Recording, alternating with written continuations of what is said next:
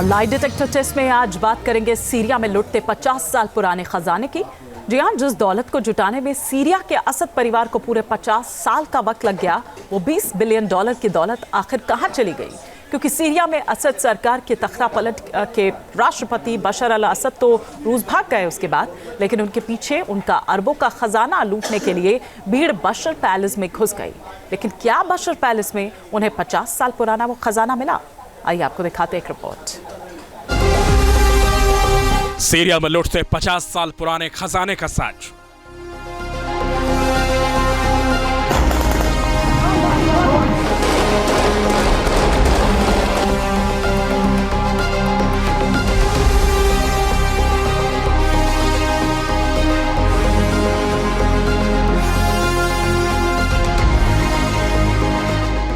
जब एक शासक का खजाना लुटता है तो क्या होता है? राष्ट्रपति भवन में भीड़ घुस जाती है, चारों तरफ चीख पुकार मच जाती है।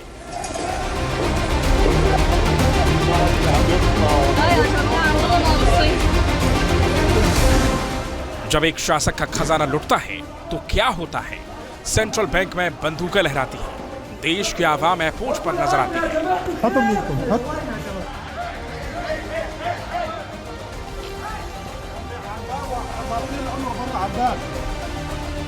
जब एक शासक का खजाना लुटता है तो क्या होता है? राष्ट्रपति देश छोड़कर भाग जाता है, देश का भविष्य अंधकार में नजर आता है।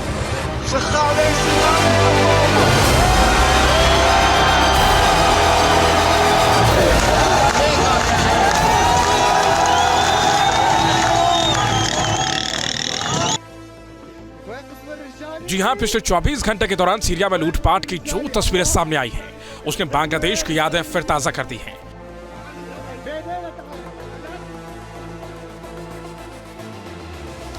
लुटते पिटते देश की ऐसी तस्वीरें भी हाल ही में बांग्लादेश से सामने आई थी, मगर 6 महीने के भीतर इतिहास ने खुद को दोहराया।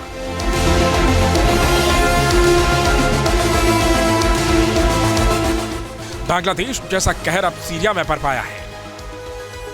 अब सवाल यह है कि सीरिया में 50 साल पुराना खजाना लुटने की कहानी आखिर क्या है?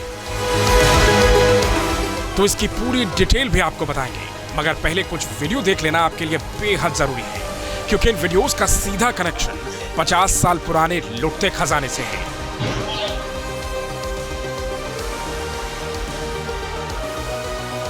Video number 1। यह वीडियो दमिश्क में राष्ट्रपति भवन का है।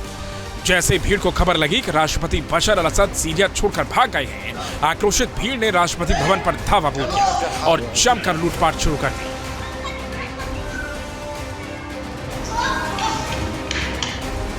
जिसको जैसा जहां जो सामान मिला उसे लूटकर अपने साथ ले गया।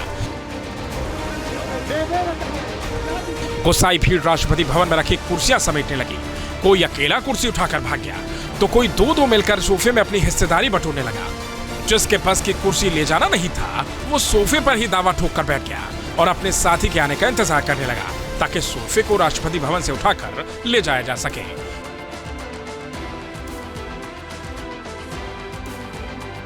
वीडियो में साफ दिखाई दे रहा है कि भीड़ जिस फर्नीचर को ले जा सकती थी उसे अपने साथ ले गई,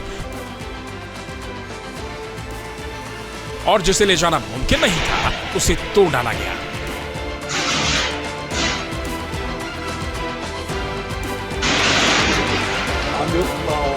वीडियो नंबर 2।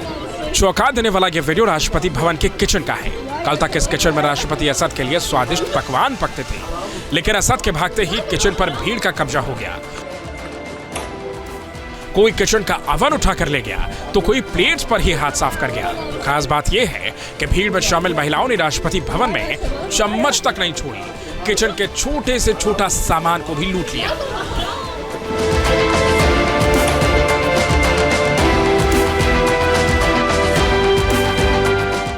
Video number 3।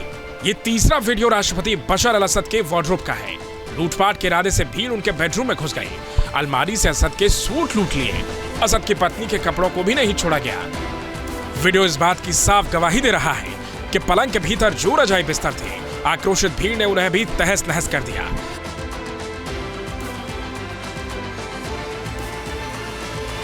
जिसे अपने लिए जो काम की चीज मिली उसे अपने साथ ले गया। Video number 4। सीरिया में तख्ता पलट से पहले तक इस देश के सबसे ताकतवर शख्स का ऑर्डर चलता था, मगर तकदीर देखिए, उसके परिवार की तस्वीर को ही पैरों तले रौंदा जा रहा है।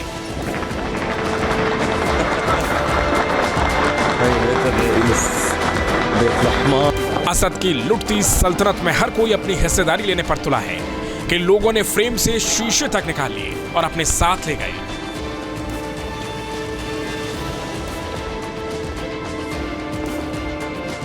जिन्हें जमीन पर कुछ नहीं मिला, वो छत पर झूमर उखाड़ने के लिए लटक गया। लोगों ने तो असद की लाइब्रेरी को भी नहीं छोड़ा। भीड़ बैग्स में भर भर के किताबें अपने साथ ले गई।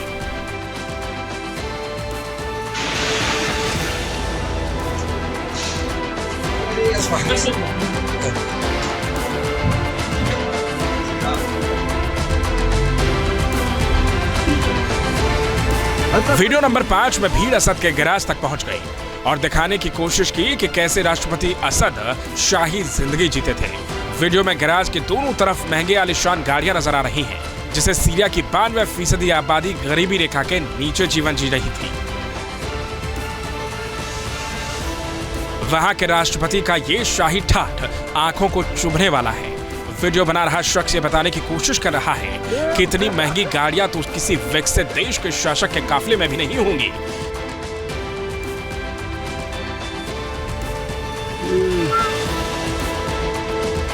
वीडियो में Lamborghini, Diablo, merits Benz, SL SMG और SL65 ब्लैक सीरीज, एक फेरारी F50 और एक Audi R8 Toyota FJ cruisers और लैंड क्रूजर्स और एक नई लैंड रोवर डिफेंडर जैसी गाड़ियां दिखाई दे रही हैं। दावा किया जा रहा है कि गुस्साई भीड़ ने इन गाड़ियों के साथ भी तोड़फोड़ की।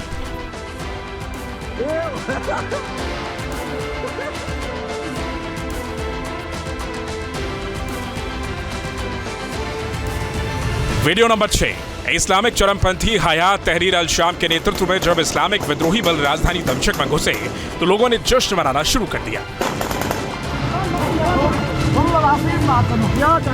विद्रोहियों ने सरकारी जेलों में वर्षों से बंद कैदियों को रिहा करना शुरू कर दिया।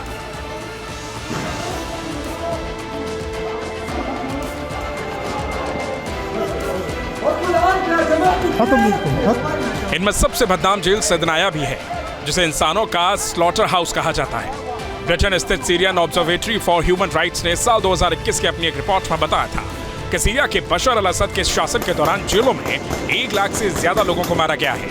आरोप है कि इनमें 30,000 से ज्यादा लोग अकेले सैदनाया जेल में मारे गए।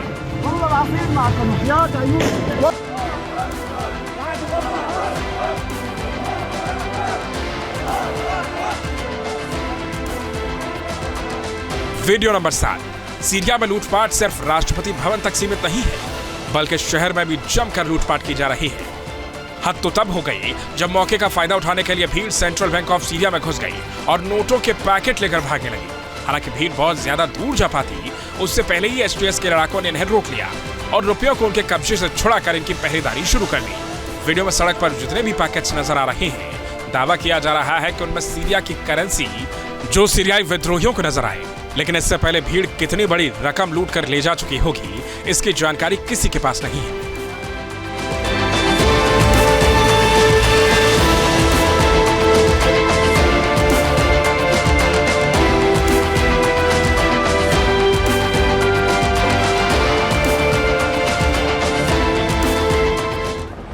वीडियो नंबर 8 में आप देखेंगे तो इसमें लूटपाट की एक नई कहानी दिखाई देगी, क्योंकि सेंट्रल बैंक ऑफ सीरिया में जिसके हाथ नोटों के बंडल नहीं लगे, वो फर्नीचर लूट कर ही संतुष्ट हो गया। अब इस तस्वीर में देखिए, एक शख्स बैंक से उस फ्रीजर को ही घसीट कर ले गया जिसे स्टाफ का खाना रखने के लिए लाया गया था। मतलब किसी ने भी मौके को हाथ से नहीं जाने दिया। असद के लावारिस सीरिया में सीरियाई विद्रोहियों ने सत्ता हासिल करके भूख मिटाई, तो जनता ने लूटपाट करके आत्मसंतुष्टि कर ली।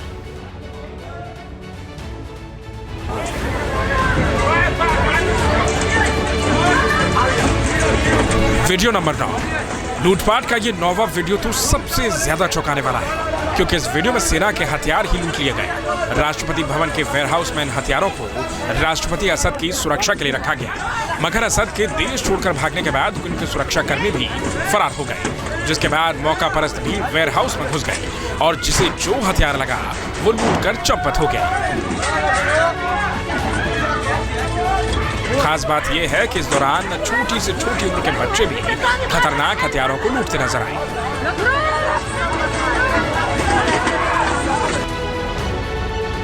Video number 10। हालांकि लूटपाट का ये आइडिया सीरियाई विद्रोही गुट एचटीएस ने ही सीरिया की भीड़ को दिया है, जिसकी गवाही ये 10वां वीडियो दे रहा है। बताया जा रहा है कि एचटीएस के लड़ाकों ने बंदूक के दम पर सबसे पहले नैराब एयरबेस पर लूटपाट की थी, जिसमें सीरियाई सेना के कब्जे से कई MiG-23 फाइटर प्लेन को छीन लिया गया था। इसके अलावा एचटीएस लड़ाकों ने Mi-8 हेलीकॉप्टर और टैंकों को भी लूट लिया था, जिनका इस्तेमाल राजधानी दमिश्क पर कब्जे के लिए किया गया। مسجد بني أمية مطأطئين الرؤوس ذليلين لله سبحانه وتعالى خاضعين له سبحانه وتعالى نقول أن من نصرنا هو الله وأن الله تعالى بقوته هو الذي نصرنا لا بقوتنا ولا بحولنا هنا عقر دار الإسلام هنا الشام هنا عمر بن عبد العزيز। सीरिया के लोगों ने गृह युद्ध कोई पहली बार नहीं देखा है, लेकिन ऐसी तस्वीरें पहली बार सामने आई है जब सीरिया की जनता ही लूटपाट पर उतारू हो गई। इस बात में कोई शक नहीं कि विद्रोह की इस आग को विदेशी ताकतों के समर्थन वाले एचटीएस ने हवा दी है, लेकिन शक इस बात में भी नहीं है कि सीरिया की जनता भी इसके लिए उतनी ही जिम्मेदार है, क्योंकि वो भी आज लुटते सीरिया में अपनी हिस्सेदारी लेने का मौका नहीं छोड़ रही। लेकिन सवाल यह है कि राजमहल की लूट क्रांति का प्रतीक है या सीरिया के अंधकारमय भविष्य का। अगर संख्या बल को ताकत मानकर आज सीरिया को लूटा जा रहा है तो यकीन मानिए इससे बशर अल असद को सिर्फ इतना फर्क पड़ा है कि 50 साल से उनके हाथ में सीरिया की जो सत्ता थी वो चली गई है। जहां तक उनकी संपत्ति का सवाल है तो सीरिया के लोगों ने राष्ट्रपति भवन से लेकर सीरिया की सड़कों तक जो उत्पात मचाया है उससे बशर अल असद या उनके परिवार की संपत्ति को कोई नुकसान नहीं पहुंचा है।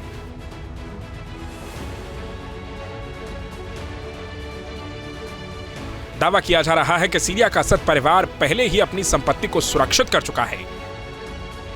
असद परिवार के ज्यादातर बैंक खाते विदेशों में हैं। जानकारों के मुताबिक असद का परिवार पिछले 50 साल से सीरिया पर शासन कर रहा है। इन 5 दशकों में असद परिवार ने इतनी संपत्ति जुटा ली है जिसके बारे में अंदाजा तक नहीं लगाया जा सकता है। हालांकि अमेरिकी विदेश विभाग की 2022 की एक रिपोर्ट बताती है कि बशर अल असद के परिवार की कुल संपत्ति $20 बिलियन के करीब है। पिछले 10 साल में इसमें भारी इजाफा हुआ है और असद परिवार की नेटवर्थ $2 अरब के करीब पहुंच गई है। दावा किया जाता है कि सीरिया की अर्थव्यवस्था पर 70% नियंत्रण असद परिवार का है, जिसमें असद परिवार के लोग रियल एस्टेट, प्राकृतिक संसाधन, कला और आभूषणों का पोर्टफोलियो संभालते हैं। आरोप है कि असद के परिवार ने व्यापारिक सौदों और हथियारों की दलाली से भी मोटा पैसा कमाया है। बताते हैं कि असद परिवार के बिजनेस पर सीरिया में टैक्स नहीं लिया जाता था, जिससे भी असद परिवार काफी पैसा बचाता था। सीरिया में सत्ता परिवर्तन हो गया है। 53 सालों के बाद असद परिवार की सत्ता सीरिया से समाप्त हो गई है। लेकिन सबसे बड़ी चिंता की बात यह है कि जिन्होंने सत्ता में परिवर्तन किया है, यानी कि वो रिबेल्स, वो उनका ओरिजिन कहाँ पर है, ये देखने वाली बात है। बेसिकली इनमें से ज़्यादातर जो गुट हैं वो ISIS या अलकायदा से पहले जुड़े रहे हैं, यानी कि इनके अंदर तमाम आतंकवादी तत्व तो शामिल हैं, और यही सबसे बड़ी चिंता की बात है। अब इस जुलानी नाम के शख्स के दमिश्क में बैठने के बाद एक बात तो तय है कि सब कुछ शांत नहीं रहने वाला है। सऊदी अखबार एलाव ने अपनी एक रिपोर्ट में ब्रिटिश खुफिया एजेंसी M16 के हवाले से लिखा है कि असद के परिवार के पास 200 टन के करीब सोना है। किसी भी राजनीतिक परिवार में सोने की इतनी बड़ी मात्रा होना अपने आप में एक रिकॉर्ड है। दावा तो यह भी किया जाता है कि असद के पास जितनी दौलत है वो सीरिया के 7 साल के कुल बजट के बराबर है। दावा किया जाता है कि असद परिवार को इतनी बड़ी कमाई कराने में एक छोटी सी गोली का बड़ा रोल रहा है। कैप्टागॉन नाम की इस गोली ने असद परिवार को मालामाल बनाया है। पहले इस गोली का इस्तेमाल डिप्रेशन के इलाज के लिए किया जाता था, मगर असद सरकार की मेहरबानी से लोग इसका नशे के तौर पर इस्तेमाल करने लगे। बताते हैं कि इस गोली को बेचकर असद परिवार के लोग महज 1 साल में 4,81,199 लाख करोड़ की कमाई करता है। आपको बता दें कि सीरिया की जनता भले ही गुर्बत में जिंदगी जी रही हो, मगर बशर अल असद ने 31,500 वर्ग मीटर में आलीशान महल बनवा रखा था।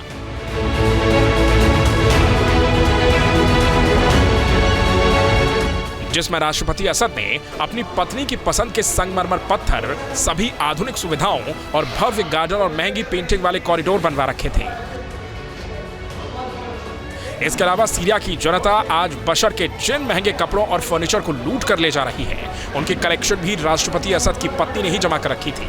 साफ है कि अगर आज सीरिया की आवाम सड़क पर उतरी है तो इसके लिए काफी हद तक असद परिवार ही जिम्मेदार है।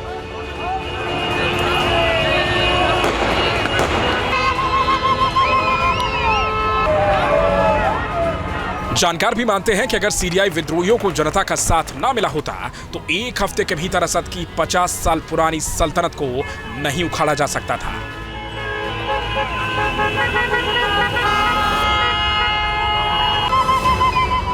Team news nation.